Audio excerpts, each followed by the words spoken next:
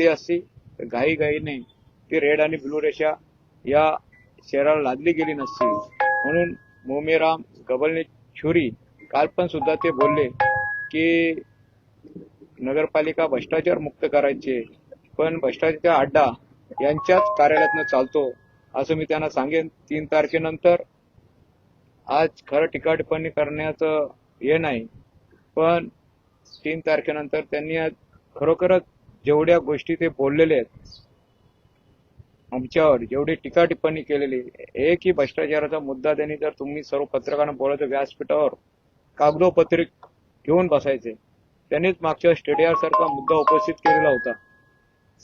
आणि नंतर आम्हाला तर सर्व तपासामध्ये सर्व जे आरोपी होते त्यांना दोषमुक्त केलं आणि स्वतःहून मुख्यमंत्री फडणवीस साहेबांनी त्यांनी पत्र दिलेलं की गैरसमजुने ती तक्रार केली होती आणि त्याच्यात कुठच्याही प्रकारचा नगरपालिकेचा आर्थिक लाभ झालेला नाही, असा खोटारडेपणा करून खोडसल बातम्या देऊन ते आमच्या शिवसेनेच्या पदाधिकाऱ्यांना बदनाम करण्याचा प्रयत्न करतात।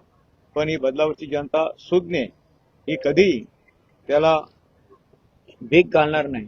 आणि आज खरोखर त्यांचं वय झालं, मनानुसार ते काहीतरी बोलत चाललेत। खरं त्यांनी विकासाच्या मुद्द्यावर बोललं पाहिजे।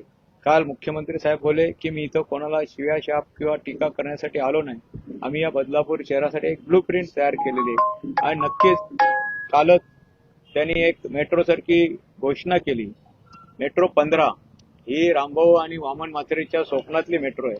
रामभाऊनी मला सांगितलं, वामन तू एकनाथजी शिंदे साहेबांना सांग की मेट्रो 14 येण्यासाठी अजून 8-10 वर्षे लागतील आणि मेट्रो 15 ची भिवंडीवरनं कल्याण मार्गे उल्हासनगरवरनं बदलापूरला जर आली तर तिचं काम 2-3 वर्षामध्ये होणार आहे। चिखलोलीपर्यंत त्या मेट्रोचा प्रस्ताव मंजूर झालेला आहे। उद्या नक्कीच एकनाथजी शिंदे साहेब हे स्वतः MMRDचे अध्यक्ष आहेत आणि ते या बदलापूर शहराला दिलासा देतील की मेट्रो 15 ही 2 वर्ष या 3 वर्षाच्या आत बदलापूर शहराला येईल, अशी सुद्धा मी मागणी बदलापूरच्या सर्व जनते, बदलापूरच्या सर्व नागरिकांतर्फे करत आहोत।